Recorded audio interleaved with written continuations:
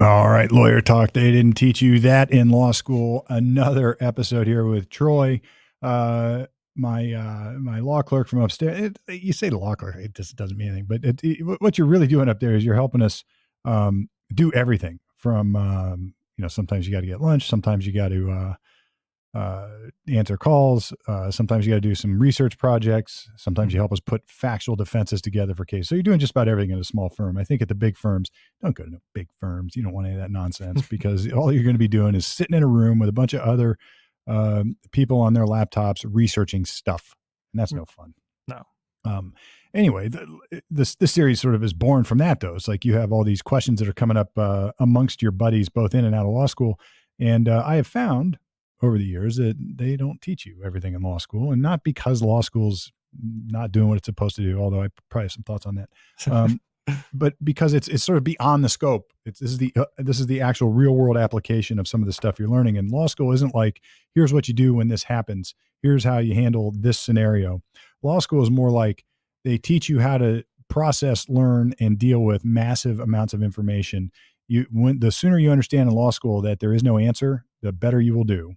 Because there is no answer. There is no right answer in law. There's only the best one.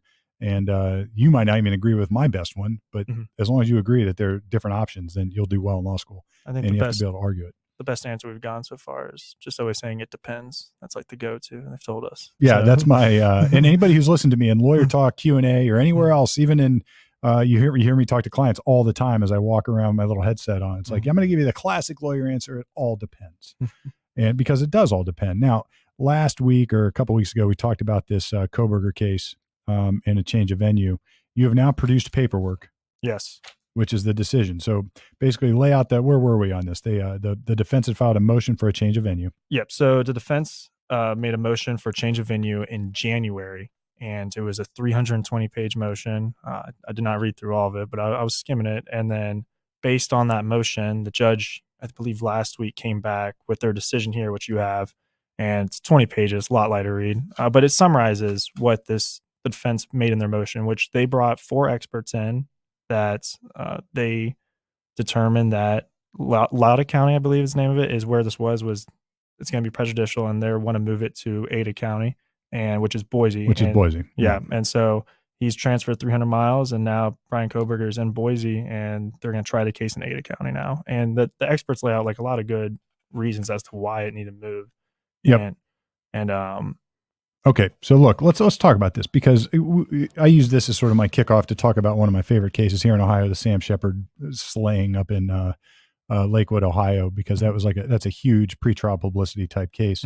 But this is a little bit different. We're talking about a change of venue and whether a fair trial can be had with the jurors on the ground in the small county where the crime occurred. And what I really like about this, and this is the part they don't teach you in law school, is the really good lawyering that occurred here. It would be easy for a defense lawyer to simply say, come on, judge, we all know what's going on here. There's no way this guy's getting a fair trial here. There's no way that these jurors haven't been contaminated in some way, shape, or form. This is a tragedy of the highest order, and it's been overblown, and not even overblown, but even underblown. It's still almost impossible. You would be arguing that. And that wouldn't be a horrible way to argue it. But what they did here that I like is that they went and found experts. And look, do you really need an expert to tell you that it's going to be unfair in this small county? I don't think you need an expert, but it really helps. That's for sure. It gives what we're doing in the real world of lawyering is what we want to give the court, the judge, what he or she needs to make the decision in our favor. And sometimes you got to get a little creative, and this is, I'm not saying this is creative because obviously that this isn't they're not the first lawyers who have done this, but they did do it. And they not only got experts, they did some sociology type studies, like how many people are in this county? How many people have heard of this? What's it did that kind of stuff. Yeah. So they gave concrete terms. The law is this really abstract thing. And when you start talking about prejudice, this is a term we throw around in our line of work all the time. Well, judges will be very prejudicial to the defense. But you can't really define that. These lawyers gave the judge a way to define this. It's like, all right, there's only X number of people in this county. Of those people, we have this many that'll be called in to be jurors. And we know if you just statistically look at this, these jurors are going to be contaminated by all the hype and publicity of this mess. On the other hand, if we go to a different county in Idaho Mhm. that's got more jurors, you're going to be less likely to find jurors who have heard about it, or if they've heard about it, they won't be personally impacted by it. And, again, I don't think anybody needed an expert to really say that or to make that argument because it's sort of understood, but they did that. And now what they have done is they created a record. Now, they didn't need the record necessarily because they won the motion, but they created a record. So if the judge would have denied this motion and made them try the case there in that small county, when the Court of Appeals looks at it, and you've done this with me now, you've seen when there's an appellate record and when there's not. When you hear objection and there's no description about what the heck is going on, it's really hard on appeal to do anything about it. But here, if the judge would have said, no, I'm not changing venue, we're doing it right here, I don't give a crap, this is where it happens. These victims are here, the families are here, I'm doing it here. And the only argument was, well, that would be really prejudicial to us, judge, and nothing else. Well, then on appeal, you're looking at it's like, yeah, we don't really have any basis to overturn this. Instead, what they did is they gave the court all sorts of evidence, all sorts of information, supplied statistical analyses, whatever it is. They got 4 experts to champion their cause, and now that's all on the record. Had the judge said no, and this guy loses his trial later, there would be a good appellate issue because there's facts to support it. And I think it's also telling the prosecutor had nothing in return.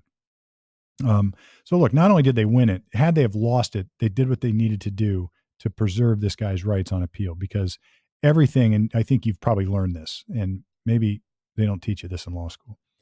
Everything I do, I'm playing 3-dimensional chess, thinking 10 moves down the road. Yeah. If I lose this motion, I'm going here. And if I lose that, I'm going here, here, and here, and here, and here. And if I lose the case, I don't want somebody to say I didn't do something here, even though it seems mildly significant at the time. I'm making my record. I'm making it clear what I'm doing, why I'm doing it. You haven't sat through a trial with me, but you've now seen a hearing, and everything I do is calculated to an end. So if you hear me make an objection at trial, I will go up to the point where judges, prosecutors, they all get sick of me because I'm like, all right, judge, this impacts my client's right to due process of law under the 14th Amendment to the United States Constitution and comparable provisions of the Ohio Constitution because, and then I make my argument, because I now have made it a federal issue. These guys made their record. They made it a good issue. They made it really difficult for the judge to deny it. And you've heard me say that. Make it hard for the judge to say no, meaning they have to give you reasoning now. And this judge agreed. So not only did they win, if they lost, they had a record. So this guy at least had a fighting chance on this issue on appeal. So, and I do like the experts, I think, were like amazing. You mentioned that the jury pool being polluted. I think one of the experts comes in there, he says 98% of Lada County where this is at, they know of the case. And then Ada, where they're moving it, I think they determined like 70% know about the case. You're given an opportunity, 30% of your jury might not have ever heard of this, which in this case where it was national news, that's huge. We have a jury that's actually like blind. But one thing I'm pretty sure, I don't know for sure, he is a public defender. So you bring in this experts. How does that work? Because the state didn't bring any. They don't just get blank checks. These experts aren't free. They're not government No. employees. They charge a lot of money. So look, I think the case is AKE versus Oklahoma, where the U.S. Supreme Court addresses this. If you're going to, the defense, if you're indigent, is entitled to have experts paid for at state expense. And it's a due process problem if they don't, because it's unfair to convict somebody just because they can't afford a defense. And this is, this is the basis. I think, the old Gideon. There's a book called Gideon's Trumpet. They made a movie out of it, I think, with Henry Fonda. But Gideon versus Wainwright, that says you have a right to trial or a right to counsel even in misdemeanors. Or was that trial? But I might be screwing it all up. But anyway, the idea is indigents can't be. It would violate due process to deprive indigents of the expert assistance they need. So clearly here, the court supplied funding for experts, or somebody did it pro bono, or they did it for free. I didn't really think about that. I mean, it's a big publicity case. I mean, if you're an expert that focuses on this, you say you won the Kohberger motion for change of venue. That's pretty good marketing material, I guess. But yeah, I doubt they did it for free. I'm gonna guess they didn't. No, I imagine they didn't. But like, think 10 grand. 10 grand. Think 10 grand per expert. 5 to 10,000 per expert. Now, depending on where you are. And so, we're working on a case right now where I'm going to have the judge. I'm asking the judge for experts on a case I'm working on. I want an investigator. I need an arson expert. I need a cell phone forensics expert. I know in my private practice, each one of those folks would charge me probably $10,000 to actually come in and testify. Maybe something less than that to just generate a report, and something even less than that just to look at it for me. But at a minimum, hardly ever you're going to find an expert that's going to lift a finger for less than 2,500. If they generate a report, now you're closer to 5,000.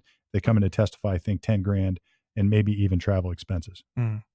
And that's times 3 here, right? Yeah. So, well, there's 4 experts. Or times 4. Yeah. Yeah, times 4. So now the problem we run into is often judges and prosecutors have no conceptual understanding of what the cost is to defend a case. They don't get it. Mm-hmm. They don't get it. They don't get that if we say, look, the defense is going to be $100,000, and they think, well, that's absurd. I don't even make that in a year or whatever it is. Mm-hmm. All right, well, great. 40,000 is going to experts before we even start. I got another 10 going to an investigator before we even start. Not to mention, I got to keep my lights on in my office. It's like people don't understand what goes into this. And so for this judge to grant that kind of funding, hats off. Is it he or she? I don't know. It's a he. Hats off to him, because that's a rare bird. Mm-hmm. That's a rare bird that will understand that this is just what it takes. Because look, the idea is to give somebody a fair trial. You don't get to handcuff one side of it because they don't have any money, or because it's just a defense, or because the guy's a no good, rotten SOB. Like, those are the people we have to protect, right?